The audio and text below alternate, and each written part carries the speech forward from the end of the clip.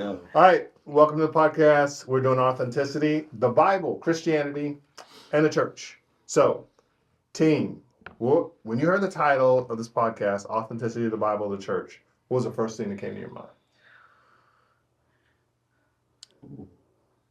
Heaviness. Why? I'm not gonna lie, I felt intimidated. I was like, I feel like the pastor should take this one. And yes, I have things to say, but I don't know if it should be said, if it's wise to say everything publicly. I remember last time we had this conversation, Dan brought that up, that authenticity doesn't always mean everything, Yes. right? It's kind of like you talked about when you're a young kid, it's okay to walk around naked, but then when you grow up, you probably should put some clothes on. Yeah. But you felt heaviness and you felt like the pastor should take it. Why? I wasn't sure if I had the wisdom and how much to share. And so I was very prayerful while being nervous about what thoughts to bring. Because I'm okay with sharing, but I do want to walk in wisdom. Yeah. In it. Interesting. I felt like all pastors should have been at this table today. Really? All pastors should have been I at the felt table. exactly how Keisha felt. Really? What? But why? Is it because of the word Bible, church, and Christianity? And authentic. Okay. The whole title. Yeah. It's all of it. And your questions. I was like, wait a minute, what? Yeah. But y'all didn't even say anything. So were you really being authentic when you received the text? I thought that when I saw it, the first thing that came to mind was great. You know, I was exactly opposite of the two. It was like no, it was like great. We'll get to discuss things from various points of view because we're all believers. So it'll be interesting to see where we all land in the same place and where we may have differing opinions. So I was intrigued by it. I think my knee-jerk reaction is the Bible is probably the most authentic book ever written, but I think the church is probably the most inauthentic organization that exists at this point in time. So I feel like that there is a disparity between what the Bible represents and what the church is currently representing. Yeah, I actually disagree with the ladies. I think it needs to be a broader conversation because very often what gets tagged on with the church is hypocrisy. And I think if you have a bunch of pastors sitting around and talking about authenticity, I think it's automatically going to be met with the thought of hypocrisy. So I think it needs to be a broader conversation. And who's to say that everybody can't speak to the topic? You know what I mean? I do think having a room full of pastors probably would have been very limiting in the sense of what we would end up getting. Because if you're not a pastor, I think you just have a different perspective from someone who is a pastor. So I think it's good. Yeah. I also think with that in mind, when you're not a pastor, like sometimes being just a church member, depending on how highly esteemed your pastor is, you may not be able to be yourself. That's good. That's good. Esteem. So I don't want my pastor to think about me this way in particular. See the real sin, which is actually like one of the things that you want to actually expose. So I think it's good to have the view of a lay person. That's good. I think in part one, we talked about what authenticity is. I don't know if you guys had any further revelations. It's not like you probably spent hours thinking about it, but we basically kind of came to a somewhat of a group assertion that it's just showing up who you are. Right? It's removing as many layers as possible, as many layers of personal makeup, personality makeup, vocational makeup, success makeup, relational makeup that tends to want to cover up who we are, right? And we talked a little bit about some of the obstacles to doing that. Our family of origins, upbringing, peer pressure, society, social media, want to present our best. And And those are like real things. Those aren't just like talking points. Mhm. And then when we think about the Bible and then authenticity and Christianity in the church, I think what you said, Jay, is real, because the Bible, where the Bible starts off and how it tells the story, it's such a real book. Mhm. It's a shame that we have made it something other than it is, Yeah, because it really is. Like, the Bible has no filter. at all. It's completely unashamed. It definitely wasn't written to convince anybody that was true. Mm. It's just like, this happened. And then this person did that, and she did that. And then Yeah. these people for 300 years did this to these people. And it doesn't go, yeah, but but God was, it's just like, nope, that's what happened. Yeah. You know? It's raw. Yeah, it's very raw. Mhm. But I wonder, when other people hear the topic, authenticity, Christianity, the Bible, and the church, I wonder what emotions they're feeling. Like, what emotion did you experience as you were coming into this? Is there a dominant emotion you experienced?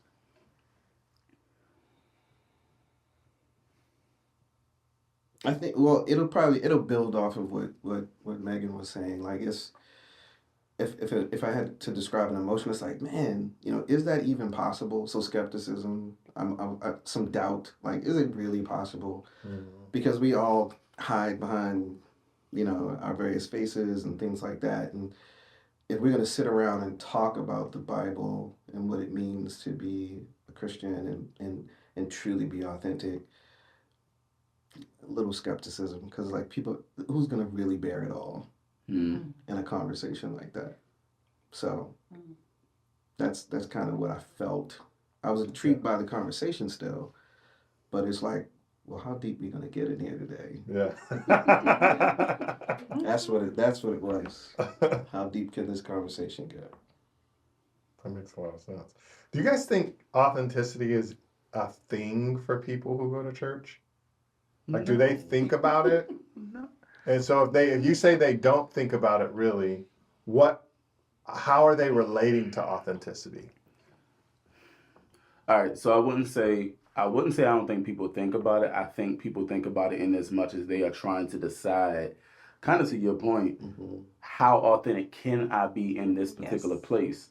Because we've all experienced different churches. So there are churches you can be a little bit more of yourself than other churches. And so I think that it tends to function more like a barometer rather than an experience that you really get to live into, which I think is unfortunate. Yeah. And then the components of church too. So, and what I mean by that is, like, we're saying, can you be authentic in church? But if we're talking about the gathering on Sundays, that's one thing. If you're talking about the small groups throughout the week, that's another thing. If you're talking about the truly deep and abiding relationships that you forged with another believer, that's another thing. That's So good. it's gonna look different. Yes. I'm not me personally, but most people aren't gonna come into church, come into a service on Sunday and be like, hey, I used to be ... and this is what I am, or because we'll put them out, or we'll address it in a way to saying you're being disruptive. So there's no comfort to do that there. But in your smaller group, I can pour in a little bit more because these people know me a little bit more, a little bit better. Then with your friends, you can just be like, this is what it is. Yeah. Tell me the truth. So I think it depends. Because when we say church, that's just it's this really broad thing. Well, let's speak loosely here. Okay. If the goal is not on this authenticity, then and people that isn't like up in there, then what is the goal? Like, what are we doing when we come to church? If it's not, this is who I am, this is who God is, this is what He says, then what are we doing? Okay, so I think that there's a difference between what people say we doing and what we actually doing. When we actually know. Because I do think that most churches would say the goal is Christ likeness. We're all being conformed to the image of Jesus Christ, right? They say that, but I think oftentimes what people are really meaning is to be conformed to the culture of this church, and they are two different things. Mm-hmm. Speak, Keisha. It's there. Well, Release it. The name.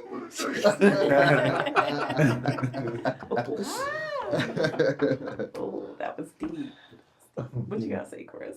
I was gonna say, in most common American churches, when you go into service, it is not a dialogue with the pastor, right? It's very monologue. The pastor is saying to the people, "Here's the word of God," and the part where you participate generally is the call to worship and prayer as a group.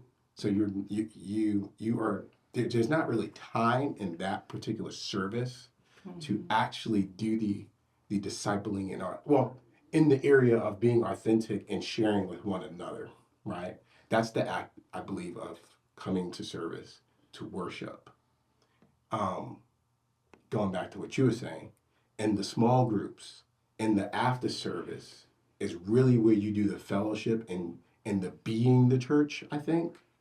And I think the question would be more helpful to ask is being authentic in those groups at that time happening? But even if you go if you go back to the main gathering though, because I think that you made the point earlier about, we say one thing and do another thing.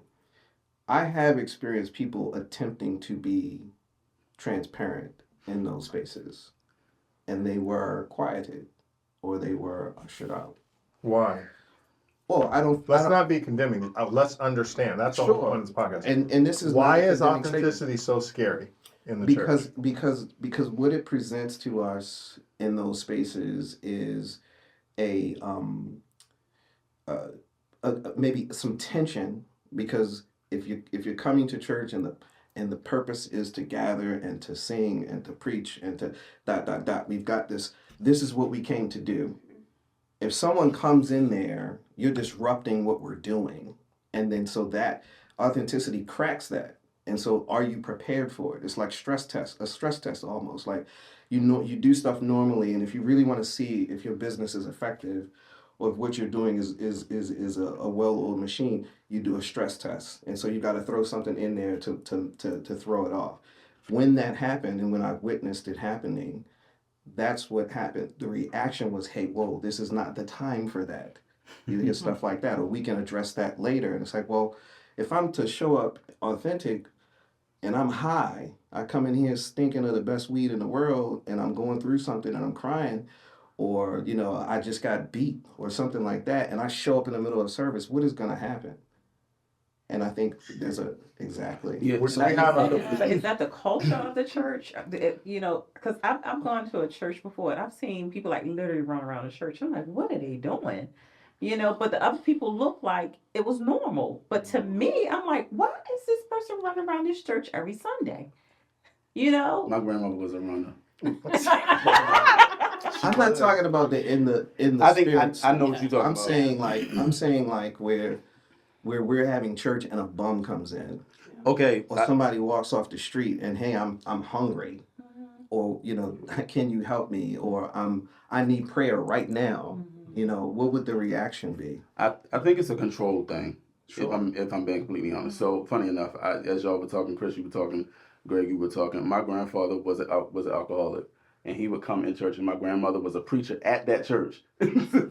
Weird family, but he would come in, and the pastor would be preaching, and my grandfather felt that was like, it wasn't just him talking, it was conversation time. My grandfather wants to talk back to the preacher who's talking about the thing. So the preacher would say, Lee, don't you come in here. He would stop the whole sermon and say, Lee, don't come in here with all that talking. You sit and you listen. But I think that was a church that I was born into. One of the things that I think that pastor did well, he stopped him from talking, but he also didn't condemn him for there was an understanding of what he was dealing with.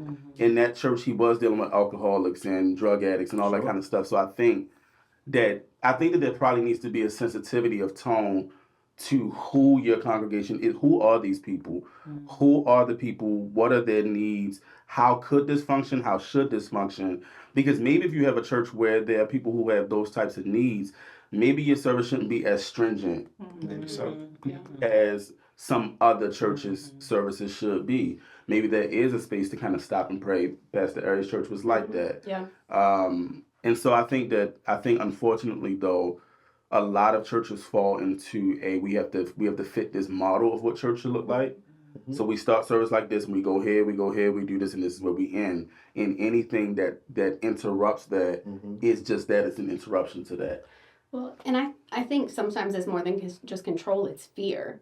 Like, hey, that's if good. this person comes in here and does that, it leaves room for then Yeah. other people. Mhm. But I think if you have a wise pastor and group of leaders, then they should be shepherding the congregation to be prepared That's for good. that to happen. Because if you are in an environment where that happens and the people know how to respond to it, Yeah. then it actually can allow for that authenticity. But if you don't, then it Yeah. comes to your point, like the control. That's good. Mhm. Mhm. That's real good.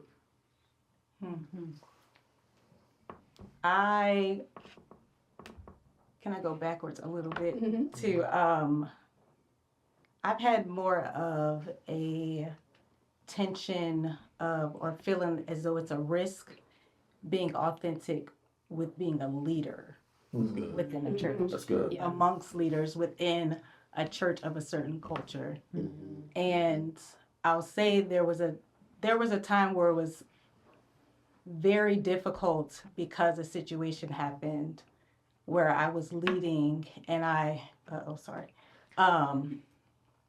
felt the Lord inviting me to be transparent and authentic when encouraging the congregation. And then I heard one of the leaders say, "Sing." Mm. And that broke me for a while.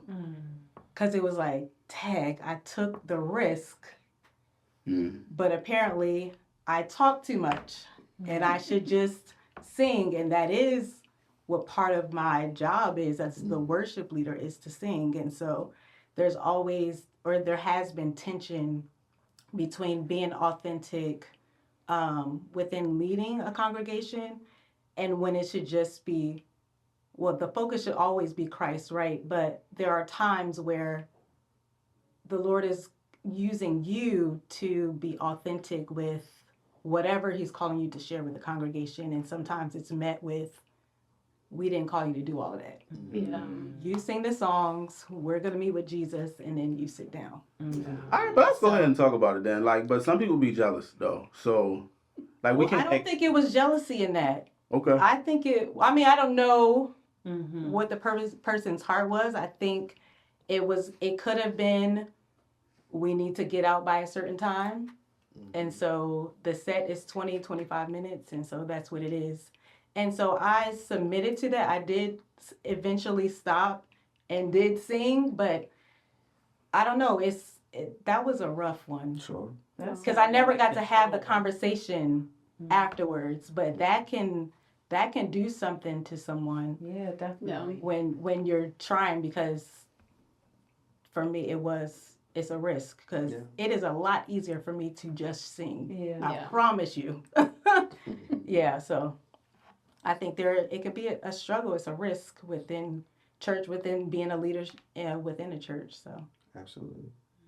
This brought an idea when you're saying that, because I'm just thinking about, and you guys help me, I'm thinking about the Bible. Let's kick out the Gospels, the book of Acts and the epistles. Mhm. Whenever the church is described as being gathered, it's never described in a liturgical form. Mm-hmm. Like, do this, then do this, then do that, do that. That's imposed by us. Mhm. But that doesn't mean it's bad. It just is. But then, as you were talking, my mind was going, I went, wait a minute. There was a lot of chaos in the early church. We know that from 1 Corinthians because people were just standing up and talking. But he never said, don't do it. He said, Yeah. this is how you do it.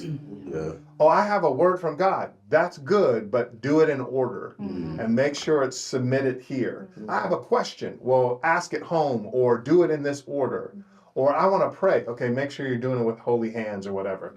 So there was a volatility in the early church. Like even a lot of people who were Christians, they were like, oh, the church in Acts, especially the church in Jerusalem. It's like, you realize like people were just when it's described as people together, it's very like people walking in and out, bringing their offerings in.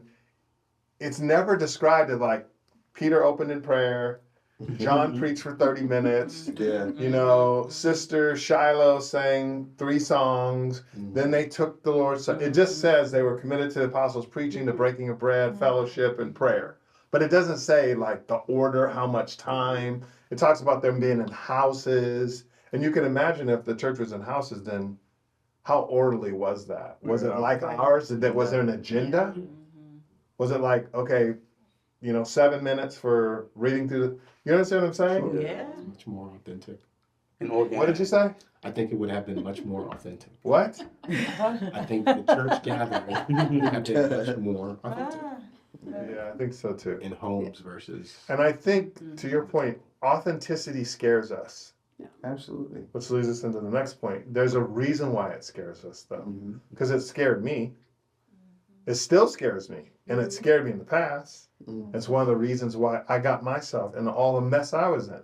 It's scary to be authentic. It's scary to show up and just say, this is the truth about me. This is who I am. This is what I'm doing. This isn't sustainable. Yeah. I've done this. It's really hard. So let's go there. Where's the first place we see authenticity in what we call redemptive history or in the Bible? And what can we learn from it?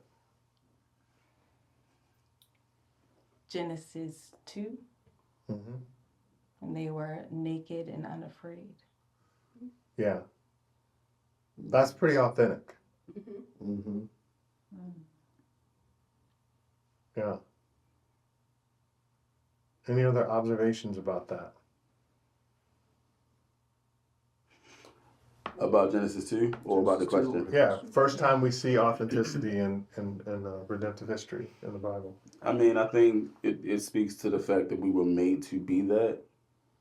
You know what I mean? Like, God doesn't randomly do stuff. There's always intention behind what he does. And so the fact that he made these people without something covering them is telling of what he wanted them to experience from him and each other. You know what I mean? It's just so mind-blowing for us, right? Mm-hmm. Yeah. Like, that's just inconceivable that you'd have 2 adults buck naked, Yeah. just like roaming around the earth or the garden Yeah.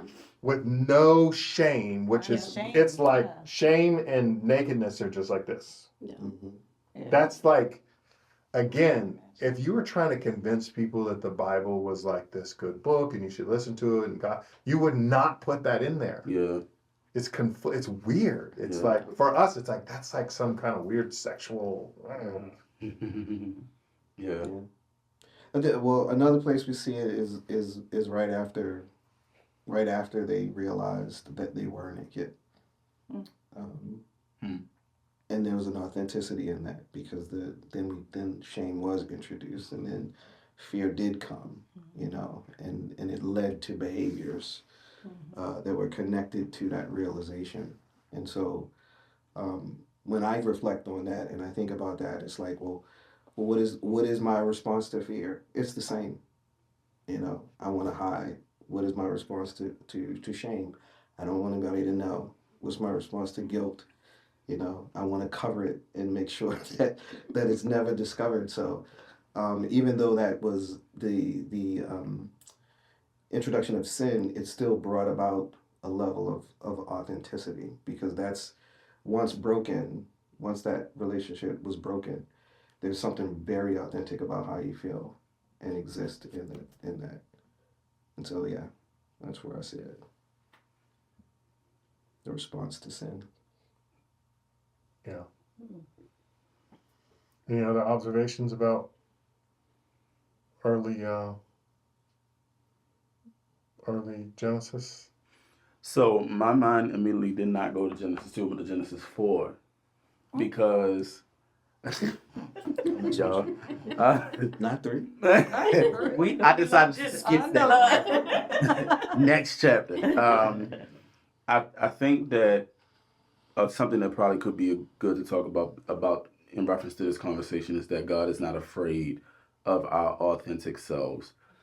even though I think people in church may be afraid, and I don't want to, I intentionally did not say the church, because I do think it's important how we talk about the church, because it is Christ's bride. But I think people in church can be afraid of us being authentic while God himself is not. God comes to Cain and says, sin is crouching at your door, its desire is to have you, but you must rule over it.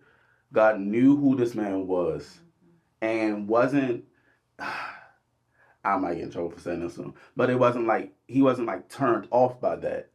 He still came to him and said, hey, I know what you're thinking about. I know what you're doing, what you're contemplating.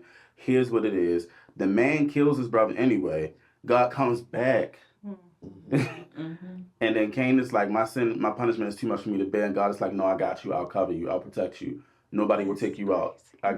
To me, I just don't think you get, to me, that sets the foundation for who God is for the rest of the Bible, because how else do you make sense out of a God who's willing to not just like cover up your sin, but actually deal with it?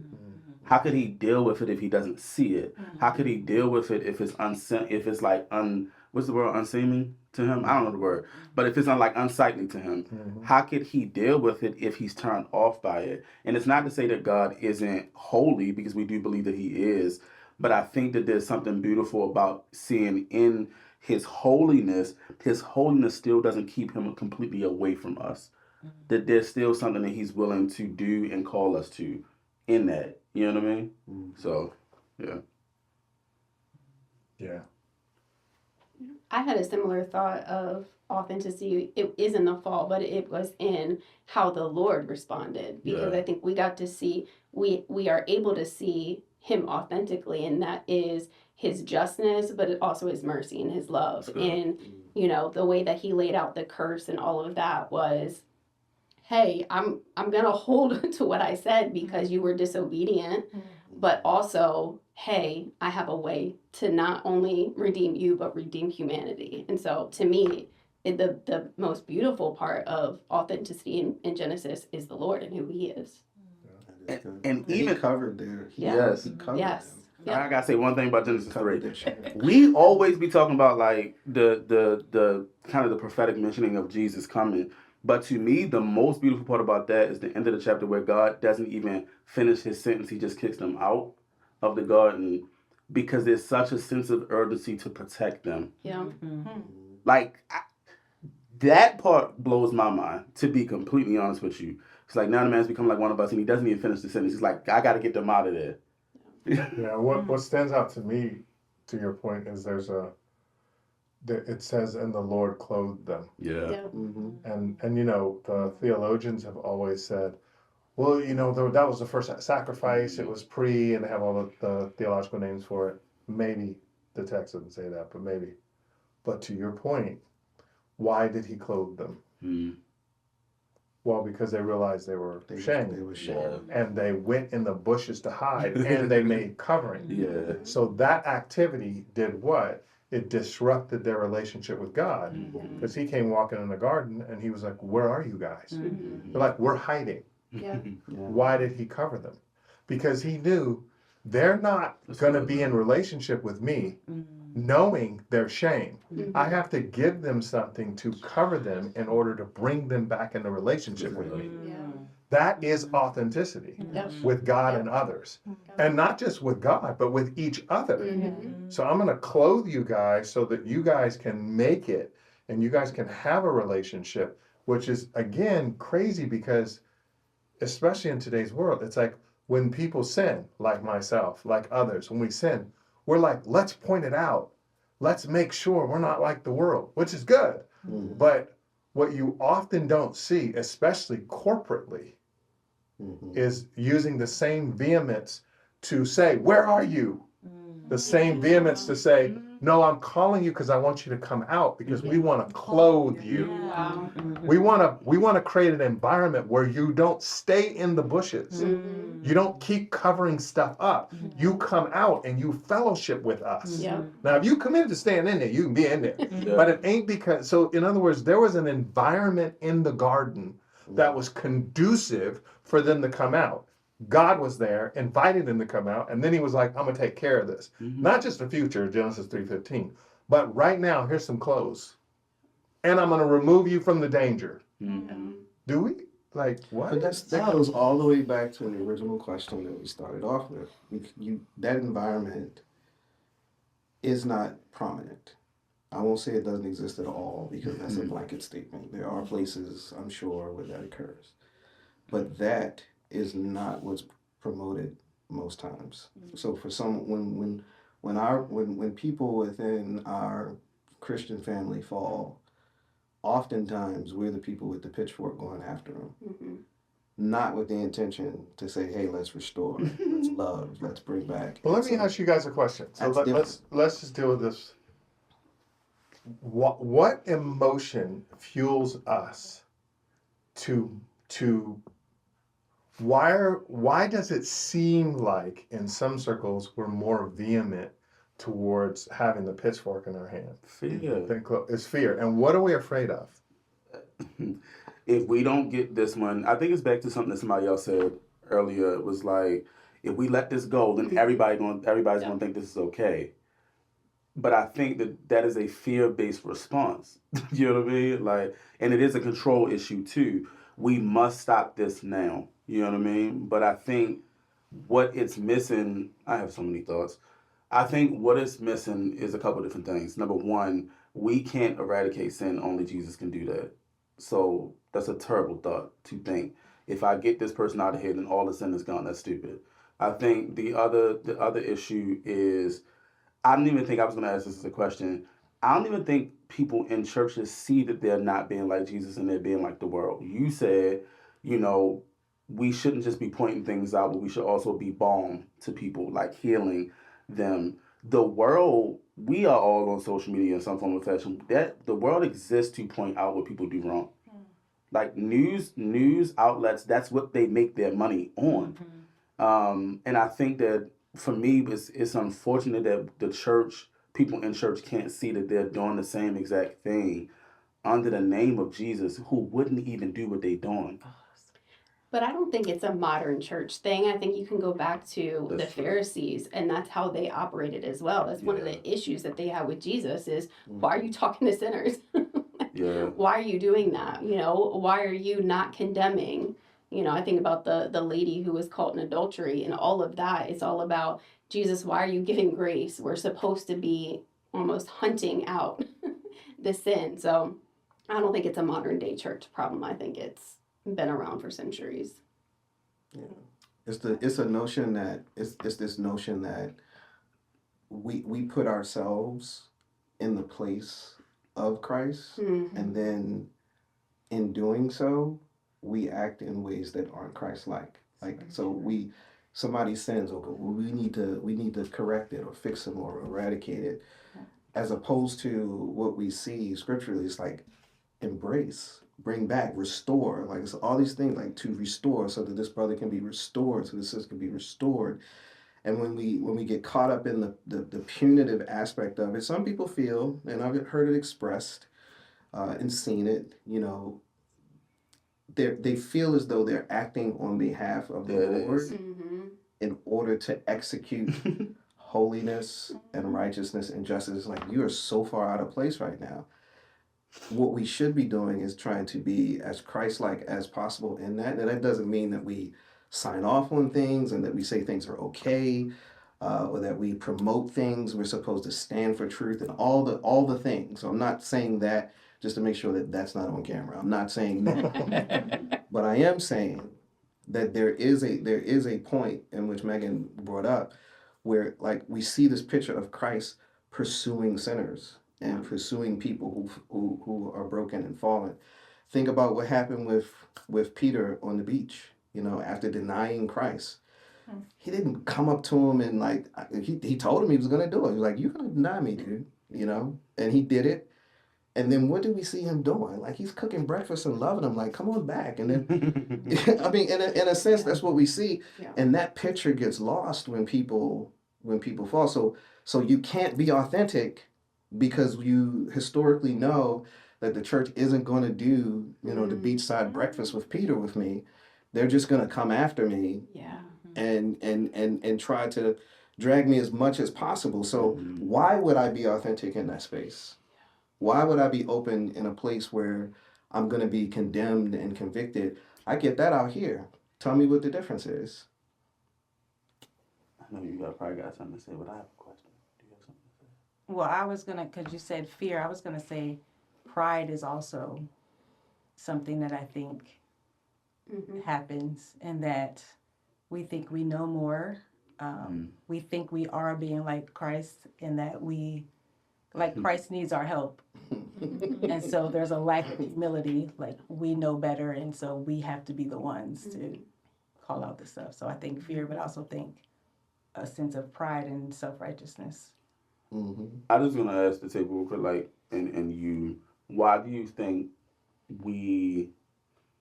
how do you think we've lost sight of the God and the Jesus that we see in the Bible being who they are? Like, why can't we see them like that? That's a question for everybody. Like, why is it hard for us to see a Jesus who is compassionate towards sinners versus wrathful and just waiting? Like, I can't wait to get y'all. You know what I mean? And condemn y'all. I don't understand. So I think at the core of that thought is man's struggle with God's love and forgiveness towards him. Yeah. So if I can't picture completely and fully the forgiveness of my sins and the love that God has for me, it is very difficult then for me to extend that to you.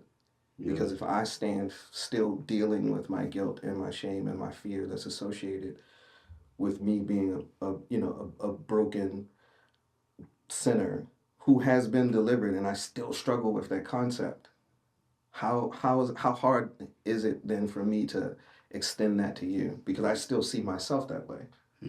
So it's hard to do that. So I think at the core, that's part of the problem. I think, not to put it back on y'all pastors, but to put it back on y'all pastors, some of it is coming from the pulpit as well. Sure. I think there is just this idea that you just go to church and you be fed and you be told all the right things and whatever the pastor says is true, and then you go home and you wait till next Sunday to go. And I think, we in the church have to do our due diligence to learn who Jesus is, but I also think that there is an opportunity for the pastors in the pulpit to remind us who Jesus is. I want to talk about my personal experience because that's the only thing I can really, grasp from. I've been walking with the Lord for 22 years now. And I know like a lot of times we see a lot of inauthentic, maybe like on TV or maybe even in mega churches, or maybe we have visited. But it's been my experience in the churches that I've been planted in that when you get to the small group type atmosphere, I've always experienced, not necessarily initially, but as you get to know people, authenticity and a place where I was able to admit sin and know that I would be either, rebuked if I was still in sin, or called out of it in love. So I think that I know we're getting to the nitty gritty of like where we're going wrong as a church, but I think we're doing a lot of things right also. Yeah. It's good. I had this picture of 100 people and 99 are wearing orange jumpsuits and one person's wearing like a yellow jumpsuit. And the person who's wearing a yellow jumpsuit is going to find out real quick that they don't fit in, right? And if you say to the people who are wearing orange jumpsuits, there's a quick boom, okay, check, I'm good. Then the person with the yellow is like, oh, something's not right, right? So you're like, what's going on? Maybe it's because, again, back to culture, and I've been guilty of this on all levels, personally, corporate, all that. Maybe if we're creating like an orange jumpsuit culture where we are Christians and Christians do this, and Christians don't do this, and we come to church and we wear the orange jumpsuit, that the person in the yellow jumpsuit might look in that church and go, I don't have an orange jumpsuit, I'm not even coming. Or if they do come, they might put it on over their yellow jumpsuit, like I've done, Mm-hmm. and then say, well, this is what we do. Mhm. So there's not, you know what I mean? It's like, because this is just kind of what we do. These are the things that I know are expected of me, and they're not even bad things. You know, we're not talking about stealing money and stuff like that, right? Mm-hmm. We're talking about good things. So maybe even in some of our good things, we're still compelled by such a powerful force of fitting in. Mm-hmm. And when you feel the pressure to fit in, that is an authenticity cancer, right? It kills authenticity, right? So that we can be, you know, you can be subscribing to unified principles, but then you still show up as you. But if I see Jay and I'm like, well, Jay does this when he sings, or Jay does that, or Greg does this, or Chris does this, and I go, okay, well, he's a Christian, so he's been in for a long time. I'm gonna do that. And then I saw Keisha do this, so I'm gonna do that, and I'm gonna do this, and I'm gonna do that. And pretty soon, you're really performing. You're looking at what people are saying, and you're performing. Yep. And then you come along and go, hey, what's going on? And I'm like, what are you even talking about? I'm just doing what I see. Yeah. Mm-hmm. Which I guess maybe goes back to Chris's point, which is, well, maybe some of this is we have to take responsibility for the culture we're creating and the Yeah. part we're playing Yeah. in it. So because if we do that in our groups and we are more authentic, then guess what people are going to want to be? More authentic. Authentic. You know what I mean? Yep. I saw in our group, he said, how are you doing? He says, I had a terrible week. Yeah. Sometimes I didn't even feel like being here. Oh, that's acceptable? Yeah, you can say that. Oh, okay. Well, maybe next time I'm in group, if I feel like that, I'll say that. Yeah. Yeah. Yeah. What are some ways in which we talked about what we understand as the fall? What are some ways in which the fall has impacted authenticity? Well, you know, because of the sin nature that we have, I believe that because of the fall, like we need to first and foremost accept that that is actually who we are, how we feel, what we do as sinners. So that there's this sin nature within me. And if I'm honest, the reason why I'm doing this particular sin is because this is the nature that's in me. And obviously, like as a Christian, you're called to die to that nature because your first and primary job is to reflect God, who is holy. So it's like now you're living in this like dual person, Gemini type person, where you really truly can't get rid of the sin nature, but yet you're called to reflect who God is as a holy person. So it can be confusing because sometimes in order to die to self, you got to actually accept that that's who you actually are. The reason why you're doing that sin is because that is in your nature, So I think the fall messed everything up because now we're like constantly supposed to be called as a Christian, being born with a new nature. We're supposed to be constantly called to this holy priesthood of being godly, godlike, yet at the same time, we have this sin nature that we cannot get away from. And it's a constant dying to it. So just to further the thought, because you asked like how does that impact authenticity? I think it is put at least like a hose on a hot fire because that is the reality that is a tension that we all experience as believers because we are constantly tempted. We're tempted. Because of that, there's a in order for you to maintain your appearance of godliness in the eyes of others, people will diminish the reality of that struggle. So I don't struggle with that anymore, or just the blatant blanket statements like I'm delivered from that. Like, Lies. no, you lies. You know what I mean? When in essence, if we are to truly walk in our authenticity as a Christian, the conversation and the statements sound more like I still struggle with that, but you know, Yeah. I'm still challenged in this area, but, and then the but brings the glory to God. You know what I mean? It's everything. It's, you know, I am still praying about that. I am still seeking Him with that. I still struggle with this. However, less of that is seen, and I think that the fear, and I can say this as a pastor, sometimes the fear will stem from a place of how will I then be viewed after this? Yeah. But it's in that, and what I've learned and I'm still learning is, you know, to live is Christ, to die is gain. So if I'm going to truly live for Christ, it means that living for Christ means that I can't be afraid to lose whatever life presents. And even if that's the approval of the church, the approval of people, because if I say I'm still struggling with this, and because of that, I'm no longer qualified in the eyes of certain people, then it's a loss that I have to take. But people are afraid to do that because we embrace what we want. We have to maintain what we have. So there's this fear. I don't want to appear to be something that I really am in front of a larger group of people. And so it's just building on the thought, like, because that doesn't go anywhere.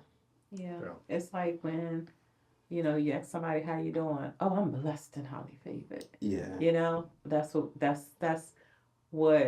we're like trained to say instead of saying, no, today is hard. You know, I'm kind of going through something. Can you pray with me? Mhm. You know, and being authentic in that. And like you said, it's like the appearance of how do I have to appear so that people will respect me Yeah. and not judge me? Because we live in a very judgmental society. You know, everybody wants to play God and be like, no, I'm going to judge you, though God has forgiven me. I'm going to judge you because you can't get rid of this sin. This is who you are. Because in forgetting, you sin each and every day, you know, every day, but yet you're going to sit back on this high chair, you know, and look down Yeah. and be like, no, but you're below me and you're below me and you're, you know, Yeah. because that's the mentality of the world and people, and though we are Christian, people take on that mentality and that thought, and it's wrong. Yeah. Yeah. I think what I'm convicted now of, though, is I think both of you guys, Chris and Greg, said this, is there is some ownership on us. Just because the authenticity isn't going to be received on the other side does not give me the pass to not be authentic. So we can sit and have conversations about how authenticity isn't in the church. But if I'm in the church and I'm not being authentic, then I'm just a part of a problem as everybody else. And I think we see Indeed. that we see something archaic where they went and hid in the bush and covered themselves with fig leaves, Mhm. but that's almost like symbolic. Yeah. So what are some of the ways that we cover ourselves? Like, is it a bow tie? Is it a position? Is it, you know what I mean? Is it a saying? Mhm. You know, I'm blessed and highly favored. Well, you are blessed and highly favored. You know, you can be blessed and highly favored and be in the valley of the shadow of death at the same time. Yeah. God never says you have to pick one. Yeah. Yeah. And you know, if you feel compelled to not be honest in order to glorify God, is that godly? No. And what do we see in the Bible? We see people glorifying God by being honest. Yeah. Yeah. Right? So if you feel blessed and highly favored, say it. If that's you every Sunday, say it every single Sunday. Even if people like us are like, are you sure? Say it. Say it. Say it's true. Just because you raggedy and I'm godly don't mean I need to be raggedy like you, you know? It's like that person running around the church. Like, Yeah, that's the end. Let them run. Let them do the thing. Yeah, I think another way in which the fall has affected us is not just our covering, but also fear. You know, what are you doing? Because we're afraid. We're afraid to just appear before God naked with our blemishes. And we're definitely afraid to be that way before people. Yeah. And so that creates all kind of relational dysfunction, right? Yeah. And so then we're in the covering and we're in all these mechanisms, and then the worst part is we just get really good at it, and then we just create a culture out of it, and then we do that, and I think we miss out on a lot of who God is and what God has for us, not just this way, but also this way in our relationships. What are some examples that come to your mind of authenticity in the Bible? I'll go back to the one that I raised earlier, but it was Peter. Like, he was on fire, and he was like, I'm with you, Jesus. And I'll use my own imagination, but I believe he really believed that. Like, I'm not gonna go anywhere. I'm not gonna deny you. But when confronted with the ramifications of his choice, he shrunk in that moment. And then it took time, and then he needed to be reaffirmed. And then after he was affirmed once again by Christ, we see all the works that he was able to accomplish. So there's so much authenticity in that I see personally, because I have been that guy. I'm gonna do this, and then afraid in the moment, and then having to be affirmed later on, and then truly being ablaze. It's the story of my path towards the pastorate, but there's so much genuineness in that, and I believe that's something that should be applauded. Actually, Peter was real. Yeah. I say also David, in the Psalms. I mean, he's just so honest with his emotions.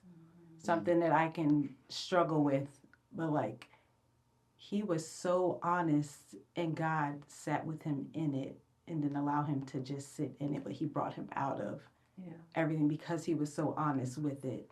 And so God can help us and keep us when we're honest and go before him with our real emotions. And so I would say David, I'm encouraged by that, even now sharing. I immediately think about Jesus saying, "Let this cup pass by me." I don't want to do this for these people. What? But not my will, your will be done. Yeah. I had two examples. Neither one of them are necessarily pretty, but they both came to me. So Jonah is such a fascinating book for me, because I think he's not even trying to hide from God. That, like, them people, that's dumb. I want you to smash them. So that's one. But I think also Solomon in Ecclesiastes, he's like, hey, yo, I did all the sinning. Because, like, that's how it starts. So, like, let me go ahead and tell y'all what all this sinning amounts to. Nothing. To me, it's a beautiful book because of that. That's why it's my favorite book in the Bible.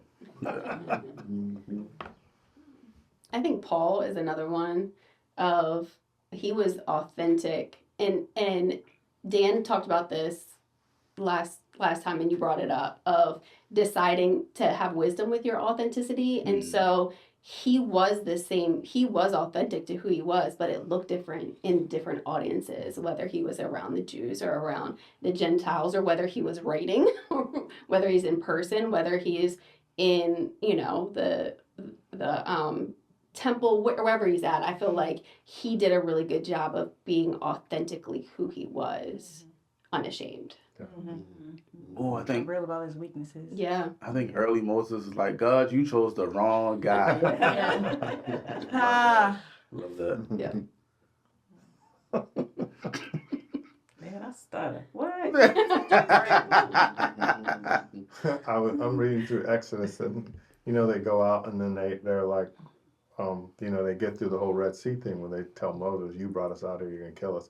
And then they get to this across, and then there's no water, so they start grumbling again. Oh yeah. And then Moses goes to God and says, they're gonna kill me, and there's nothing out here, and there's no water. And then God's like, well, strike the rock, it'll come out, and then I'm gonna bring the quail down and the manna. And it's so funny because Moses goes to the Israelites and says, God has heard your grumbling. And I'm like, oh my goodness, really? He heard their grumbling? I thought we're not supposed to grumble. We're not. Well, God heard the grunt. It's like, it's so authentic. It's like, it's so real. You know what I mean? It's like, I'm an Israelite. That's me. I grumble all the time, you know? Mm. So we have these truths in the Bible. We all have them. We believe them. We're growing in them. What truths do you think really encourage or catalyze authenticity? There may be a truth about God, a truth about a promise. It might, I don't know what it is. What aspects of theology about God, his church, Jesus, salvation are applicable to this subject of authenticity? I would automatically say that he genuinely loved me despite my sins. Yeah. Yeah. And there's nothing that I can do to make him love me less or more.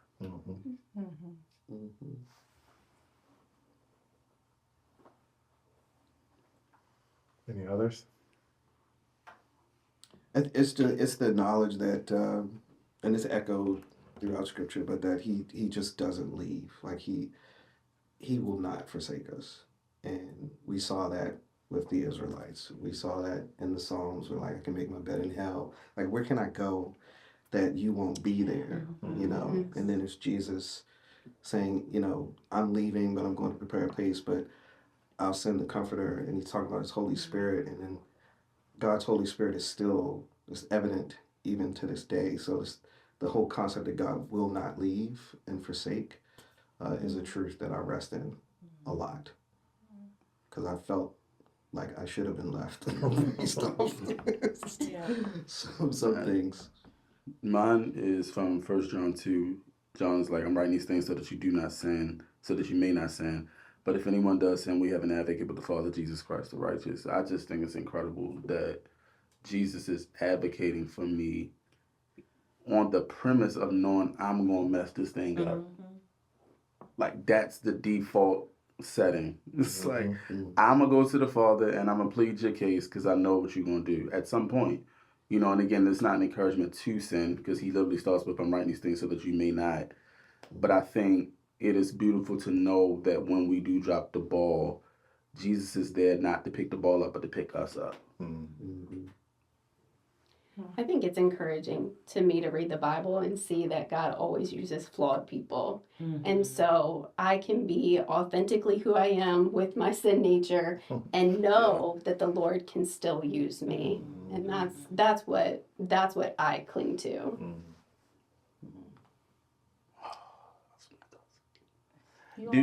Just because I'm thinking, like, because I think we disqualify people based on their sin, but do we see God doing that the way that we do that? No. You know? Sorry. I was gonna say, as someone who has dealt with shame most of my life, why are we laughing at that? No, it just was the quick correction. Yes, all. The fact that Christ covers my shame, and that I'm known and he sees, because others don't always see, but God sees, and sees like the deep, ugly stuff that some people see, but most won't see the ugliest of the ugly. And to be loved and covered is like, it's why I'm still here, is because God sees me and still loves. Going back to what Chris said, even knowing my sin, and me knowing my sin is like, oh, why would you love this? But you do, and I don't get to judge your love for me. You love because you love. That is always a part of my prayer when I'm like, Lord, you love me when I don't even love myself sometimes.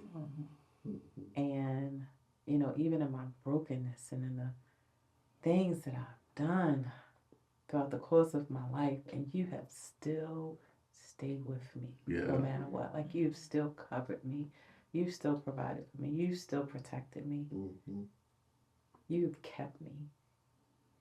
Yeah. When sometimes I'm like, why? You know, like, Oh, What a dang. mighty God we serve. Yeah, okay. You know, That's it. it's crazy to think about. It's authenticity is scary because the invitation is you come just as you are, Mhm. everything, good, bad, ugly, glory, sin, whatever, and naked. You just present yourself to God. And then his response, I think if we were really honest, his response is scary. Mhm. Because it's like we've mapped it out. Okay, God, I did this, and this is what it should be. This is what his response should be. And then when he goes over and above that, and then we have all these promises and all these pictures and all these things, and the thought that someday I'm gonna wear a robe and there'll be no more sin. The thought that when people say my name, they go, "Oh, he moved to Baltimore, started a church. Oh, that's the pastor who fell, or that's this, or that's that." You do realize there's going to come a day where that's not the story, Yeah, man. because that's never been the story. Yeah. That's a chapter in the It's a story, chapter. Yeah. right? And that doesn't mean that what happened wasn't bad and evil and it didn't have consequences and it was wicked and all. But it's like it's a chapter in the story. Mhm. But authenticity means I can come to God in all that, knowing that, wow, he's still working and it's going to conclude. The conclusion of all of this is I get to be exactly who God made me to be. Mhm. Exactly. Without all this stuff in me that wants to turn left and right when God said go straight. That's an amazing thing. So, in a sense, the goal of God and the goal of the gospel is and always has been authenticity. Mhm. It's like God's invitation to us is like, I actually want you to get back to you. Yeah. The hardcore theologians are like, no, our hearts are desperately wicked. Like, well, what about redemption? I thought it said he gave us new hearts. Yeah. You see what I'm saying? Yeah. It's crazy. It's like, so the invitation for authenticity is always like, come back, Yes, take the journey. That's what makes it so hard. I mean, it's full circle. It's what makes it so hard for us to relate to each other and to relate to God, because that's the truth. But how difficult is it to process and accept that? That's a very, very hard thing to process. Why would he? Is the question. Let's close this out with this. And we're just going to go around. We'll start with you, Greg. Okay. Either a word that comes to your mind, a thought, what stands out to you, or maybe you even have a message to someone who's watching this. A word, a thought, something standing out to you, or even a message you have to someone who's watching this. Which one of yours? My message would be to not be afraid to be authentic before God, because there's a beauty in who he created us to be, but there's also a beauty in how he accepts us and redeems us to himself. And when we refuse to be authentic and genuine and fully naked before him, we are hindering a process and making it more difficult for us to understand what the depth and width of the love of God truly is. Mine is God is more patient with us than anybody else we know, including ourselves. That's it. Mine is God is calling us to and inviting us to walk out. It is for freedom that we have been set free. I would say that since we're talking about the topic of authenticity, that if you want to get God, repentance is just another picture of authenticity. It's good. Mm-hmm. So God calls us to repentance to say, hey, this is who I am, Lord. I'm jacked up. I'm messed up. I'm still coming to you in the midst of my sin, and I'm asking you to forgive it. And I'm asking you to give me a new heart. And I'm asking you to change me. And I'm asking you to give me the grace that when I do continue, when I continue to sin, to fall, that you would give me grace and mercy day after day, in my authentic repentance toward Him. Yeah, Chris. Because the conversation is about the church, I would say what I said earlier: be the step of authenticity in the church, no matter how scary it might be. You go and start being authentic and see what can change. I would say don't be fearful of being broken. Mm. And going for God in your brokenness and your authentic brokenness, because that's where we need Him the most, and that's where He shows up the most. So don't be afraid to do that. That's good. My word is hope. Mm-hmm. I think authenticity is not, it's a hopeful thing. It's a good thing. Like we all have a different set of fingerprints. And so we just need to show up as who we are. Yeah. And bask in His mercy. Yeah. And His grace. And His Spirit will tell us where we're at error. And He's gracious enough to call us back. Amen. Amen.